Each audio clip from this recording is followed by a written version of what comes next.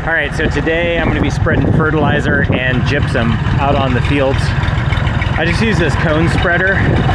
It's the cheapest and easiest way to distribute fertilizer quickly. I also have a drop spreader. I'll show that on another video. But this allows me to cover a whole section pretty quickly.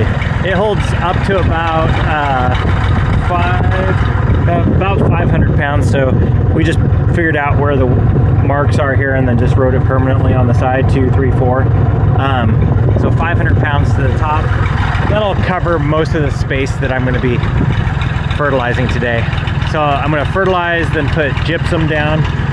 Gypsum gives sulfur to the soil, calcium to the soil, and then just helps balance out the pH over time. And then I'm gonna go through and we'll rip all the beds with this yeoman's plow, which is like a subsoiler. It opens them up, and then we'll do a final pass with the tiller. And then that final pass with the tiller will give us a good seed bed. I'll irrigate, and then that'll start the stale bed process. So I'll irrigate today, and then I'll seed carrots on Monday, and then that'll give the weeds a head start. Put a piece of plexiglass over part of the bed just so I can see the weeds really start to germinate, and then I'll go through and flame weed, and I'll watch the carrots as they grow up too. Like I'll watch their tails as they're starting to germinate. So it's just kind of like this fine dance, but if you can get it just right, you can really cut out a lot of the primary weed cultivation out of a carrot bed, which that's always the biggest cost, is weeds with carrots, because they take a long time to grow.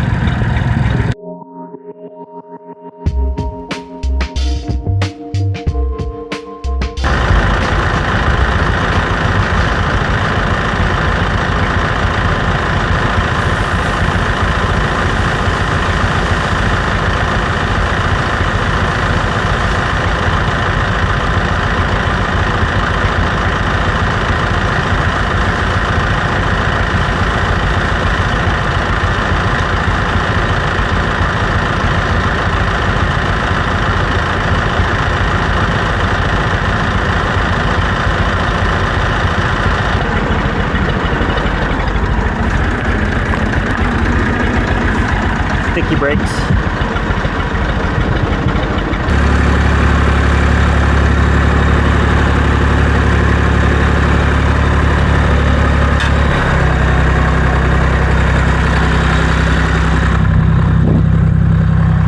So the biggest thing here is I haven't done this for a couple of years, so you kind of forget like what rate I should open the cone spreader up to and what ground speed I should go, and then how many beds in I should be. So we're just gonna make it up this first time and see what happens. But I've got the 8-bed section here, so I'm gonna go up the 3rd bed, and then I'll come down the 6th bed, and then go, you know, like that way, all the way through this whole section, and we'll see how far it goes. I know how much I have in there. I have 500 pounds, but everything else is kind of an experiment. So that was 2 conefuls on the spin spreader. So that was 500 pounds per section. So that's about 1,000 pounds per acre. Sometimes I get away with less. I'm just over fortifying this go around just to make sure where things are at, and I'll just monitor as we grow this first crop out and kind of make adjustments there. It's pretty forgiving fertilizer too. It's just a 442, so really just feeds the soil more than anything. So, and this soil has been out of production for at least, let's see, a full year, I think, at least. And it was in oats. So it should be in a pretty good place. Next up is gypsum, and moving this tote fertilizer out of the way.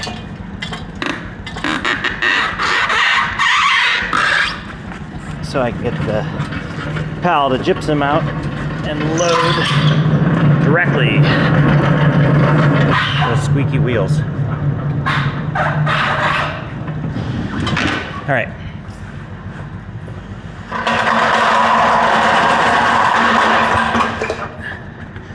Next is this calcium sulfate. It's like a OMRI listed,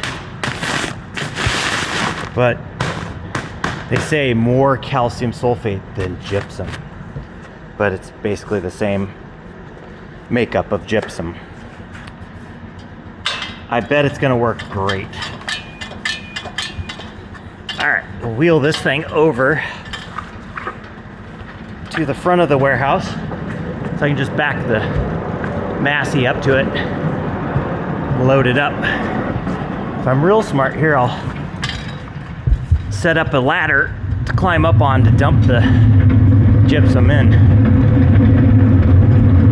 But that's only if I'm really smart. We'll find out here.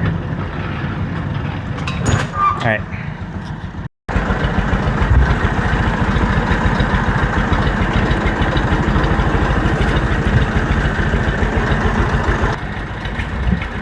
Okay. I don't need a ladder.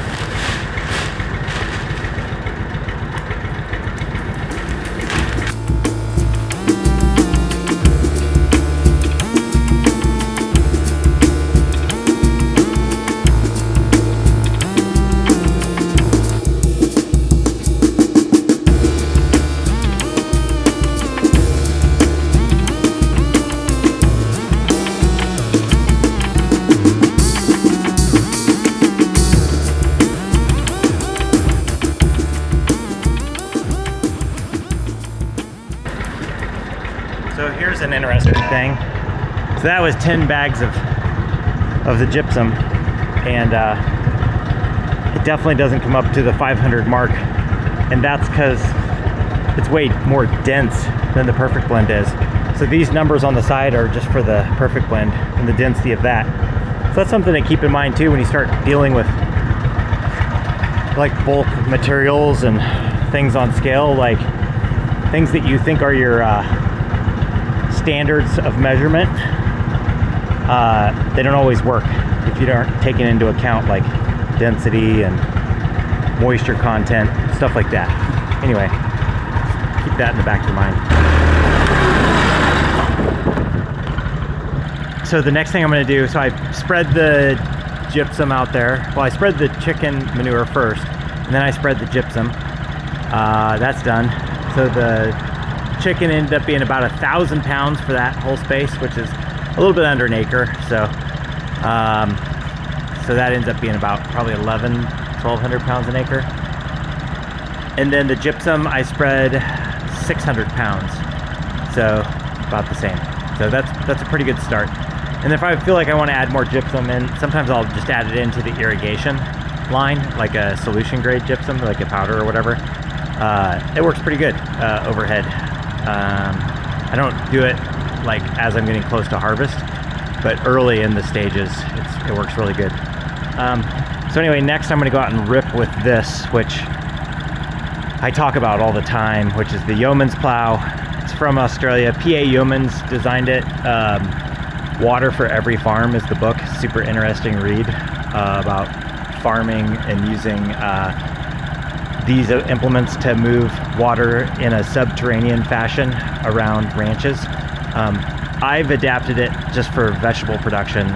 Basically, I use it as a subsoiler, and it rips the soil, but it doesn't churn the soil up like a chisel plow does. So it basically just ruptures the soil. It's kind of wild. The shanks are developed like an airfoil.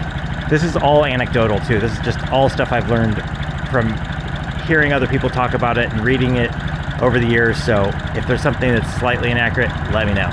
Anyway, these shanks were developed like an airfoil, so they basically have low coefficient of drag through the soil, and so it really ruptures the soil in a pretty neat fashion to break through the plow pan. But then you'll also see the whole bed just kind of lifts up. And this tractor is almost too small for 3 shanks, so that's 45 horses for 3 shanks, which you'd be like, there's no way it's gonna pull, but it'll pull what I need as far as depth wise. If I'm in a new field that has been driven over a lot as like hay or something like that, I'll use the bigger tractor to go deep with it. But whenever I'm just rolling over beds, I go probably 9 inches, maybe a foot at the most. And that works out pretty good because that's kind of like the growth zone of most roots and other crops. And then the other thing is I actually ripped this whole field last year as well. So like in the fall, I got out there right before rain and I cross ripped it. I went back and forth perpendicular to my beds. So anyway, that's what's up next.